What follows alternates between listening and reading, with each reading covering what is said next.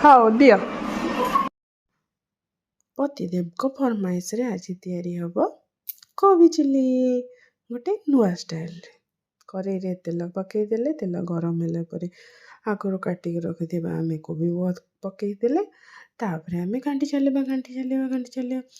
କୋଡ଼ିଏ ସବୁ କୋବି ଗୁଡ଼ାକ ଯେମିତି ତେଲ ଧରି ନେବ, ତାପରେ ସବୁ କୋବିରେ ଭଲସେ ଭାଜି ହେଇଯିବ। ଭାଜି ଚାଲ। ତାପରେ ଆମେ ଏବେ ଛୋଟ ପିଆଜ, ଅଦା ରସୁଣ, କ୍ୟାପ୍ସିକମ୍ କାଟି ଦେଇଛେ, ତାକୁ ନେଇକି ଚପରରେ ପକାଇଲେ ପୁଣ୍ୟ ପକାଇକି ତାକୁ ଘିର କରିଦେବା। ଦେଖନ୍ତୁ ମୁଁ ଏଇଠି କେମିତି କରୁଛି।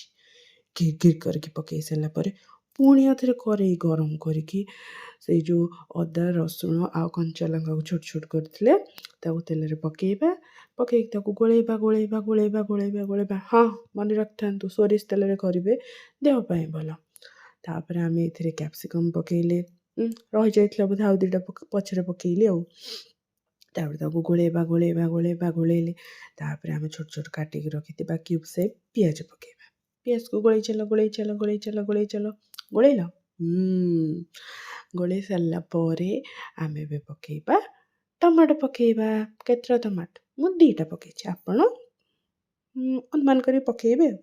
ତାପରେ ଅଲଗା ମଟର ଭାଜି ଦେଇଥିଲି, ପକାଇଲେ। ଭାଜିବେ। ତାପରେ ଆମେ ସ୍ୱାଦ ଅନୁସାରେ ଲୁଣ ପକାଇବା। ବେଶୀ ଲୁଣ ଖାଇବେନି, ନହେଲେ ଦେହ ଖରାପ ହେବ ଯେ। ତାପରେ ହଳଦୀ ପକାଇବା। ଏଇ ବେଶୀ ହଳଦୀ ଢାଳି ଦେଉଛୁ ନା କ'ଣ? ନାଇଁ, ଠିକ୍ ହଳଦୀ ପକାଇଛି ସେ। ତାପରେ ହଳଦୀ ଗୋଳେଇଲେ, ତାପରେ କୋବି ପକାଇ ଦେଇକି ତାପରେ ଆମେ tomato sauce, chilli sauce, soya sauce ପକାଇବା। ଇଏ ଖାଇବା ହେଇଗଲା ରେଡ଼ି। ହଉ ଦିଅ।